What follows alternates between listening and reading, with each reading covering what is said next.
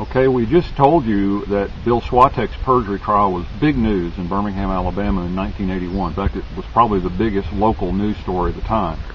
And I want to show you just how big it was, show you several news stories. This one from the Birmingham News, September 3rd, 1981. Tape record may decide lawyer's fate. Again, there was an actual audio tape, and that was the key to this case. Let me show you. Lawyers are everywhere at lawyer's trial. This is a lawyer being put on trial for perjury. The very foundation of our justice system is people telling the truth.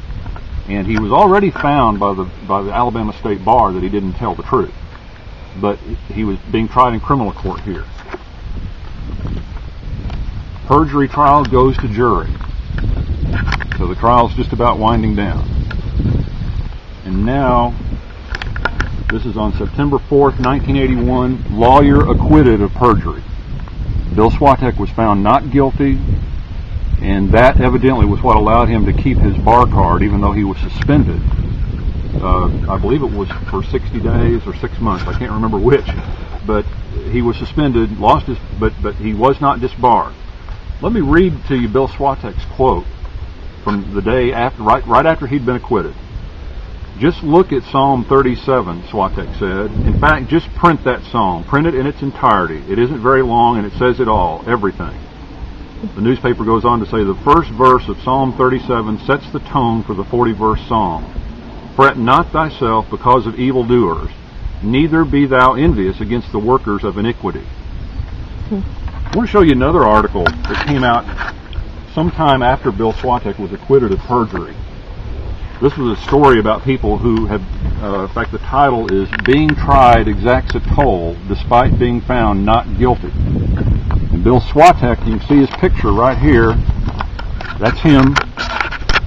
And I don't know if he's getting ready to be put in handcuffs or what. His hands are in an odd position. But let me read to you just briefly from this article. Swatek said he got through the trial because he believed the Lord would take care of him. I used to be a hellraiser, said Swatek. As far as I was concerned, my big goal in life was to make a lot of money. But he said before he was ever charged with perjury, he had begun to search for something else in his life and had found God. And his belief in the promise he found in the 37th Psalm that God would do what was right if he did what was right helped, said Swatek. Now, I don't know about you all. I happen to be a Christian. I've been raised in the Presbyterian Church my entire life, but I want to vomit when I see people like Bill Swatek take the Lord's name and use it as an excuse to get away with crimes. And this guy goes in the paper and quotes chapter and verse out of the Bible, and he now has cheated me out of my home. He's cheated umpteen other people, as I told you, his own clients. And this is a guy quoting chapters out of the Bible.